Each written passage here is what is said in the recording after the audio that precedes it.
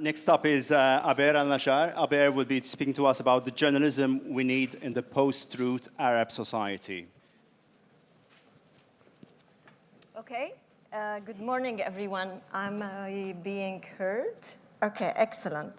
I would like actually to build on a point that I think Kenneth have mentioned in the morning, which is post-truth society started several decades before our time, but for a different reason. Our post-truth society as Palestinians have been happening for 7 decades. Our story have been denied, and always the other have the right to tell our story. So in fact, Armenians are also have been living and experiencing the post-truth society for decades also. Jews have experienced some of the post-truth society and how problematic it is. So speaking from that point of not having your truth adequately and fairly represented is a very disturbing and a very destabilizing factor for many of the peoples within the Middle East. Now, fast forward from 1940s and the story of the Palestinians to the story of the Arab Spring.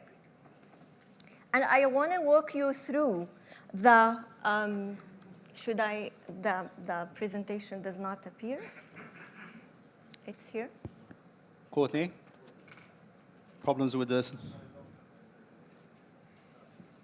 Yeah, and I want to take you through the Arab Spring and to take you in a very specific cultural and social and political context of the use of the technologies, same technologies that we're using them as, or a few of us are using them as scapegoats for all the falsification, fabrications, misinformation, and disinformation that has been happening.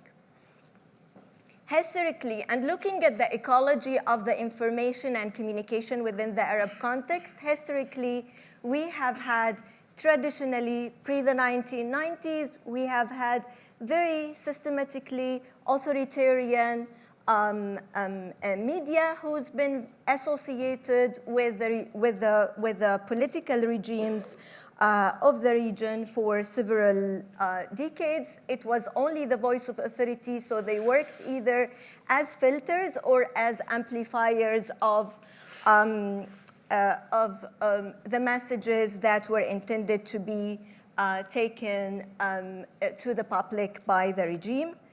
The second phase was the arrival of the satellite television, and I'm sure we're all familiar with Al Jazeera and how Al Jazeera has contributed to destabilizing this kind of nation-state-led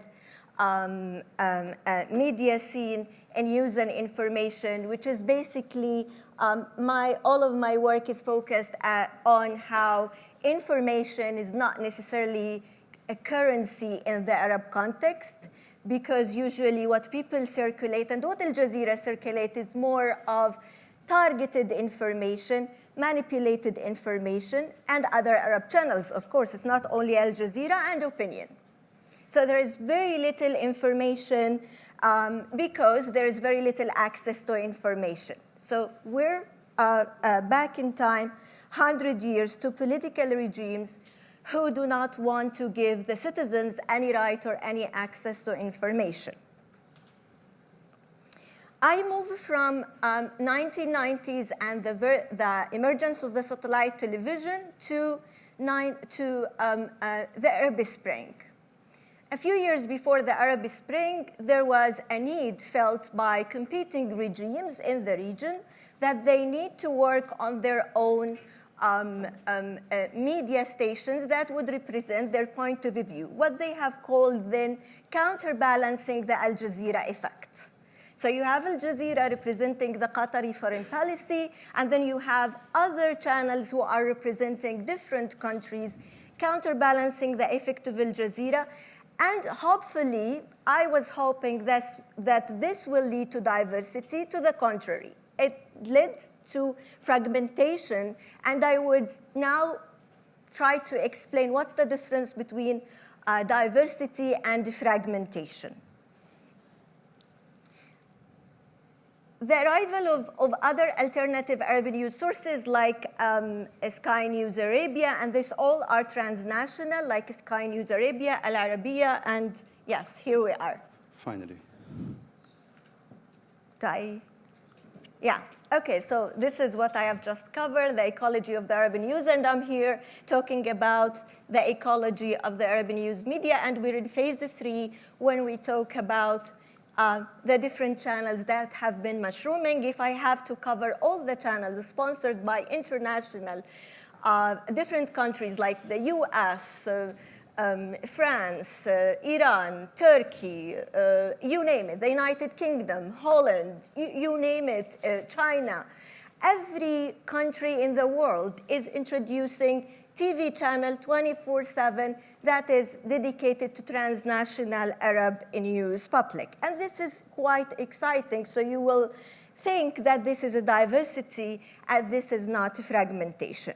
The only point that makes this a fragmentation and not diversity is the fact that many of these channels, and I'm not generalizing here, I studied these channels very carefully, I studied the content. It's not that they fail like when you study Western channels or, for example, channels in a few, like the Guardian newspaper. I always like referring to the Guardian because it has specific symbolic meaning when it comes to fairness and balance in their reporting. They don't just lack context, which is a very important aspect in situating any set of facts within the truth of the time or a certain truth of the time. They represent single-sided messages and messages that are highly selective in the way how they are constructed and framed, which makes them not diversity, not different ways of looking at the same story, but different news agendas and different direction of coverage at all. So we ended up with this situation. We have a highly polarized, sectarianized, and militarized news media scene. That is the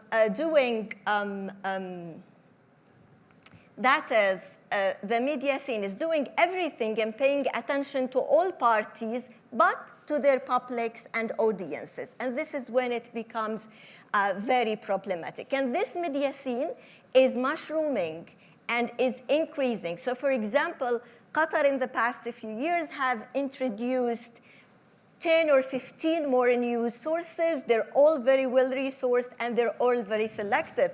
And one of the most important stories, if you want to see how not diverse but fragmented is the Arab media scene, is when you look at the coverage of a story as the killed Saudi journalist Jamal Khashoggi.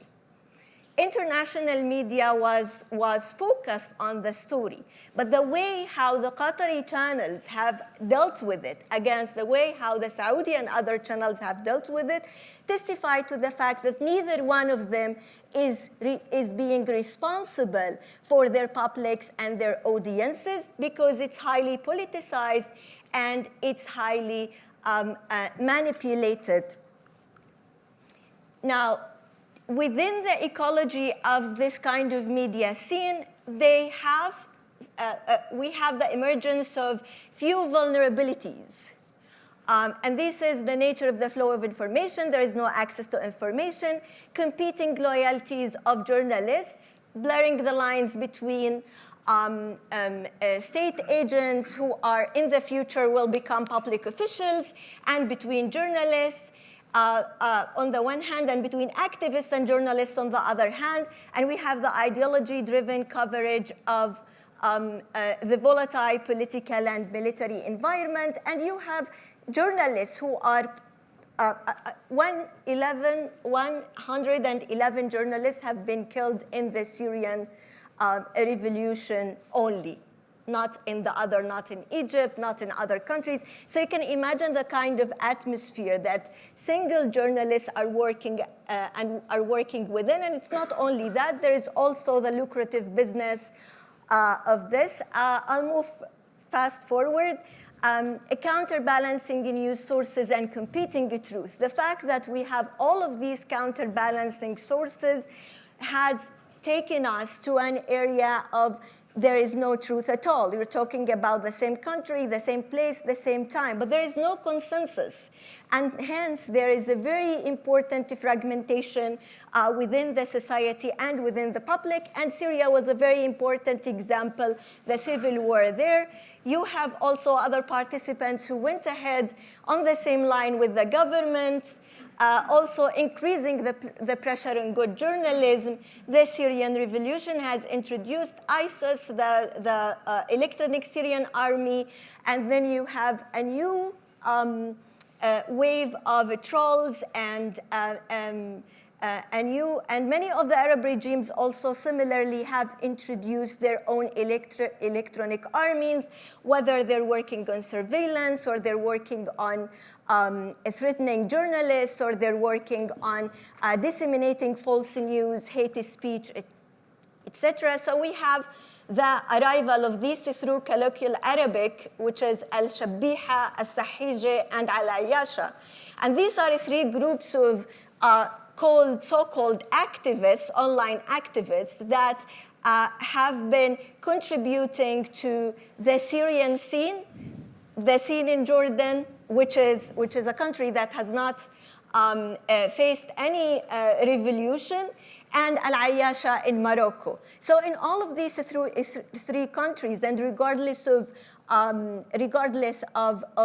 whether the country went through revolution or did not go through change, there was some hyper social media activity. So the journalism we have, 1 minute, complete allegiance to the political regimes, owners, financiers, and as the protectors. And there is the ambivalent loyalty to the public. So we're loyal to the public as much as we can benefit from them. The one we need, and I'm happy to elaborate on this, which is I think we can draw parallels here between journalism, good journalism around the world, and between what is required here. Community interest-driven, reflective, investigative, in-depth, self-regulation, and answerability to the audiences. And thank you so much. Thank you, Abeer. Thank you.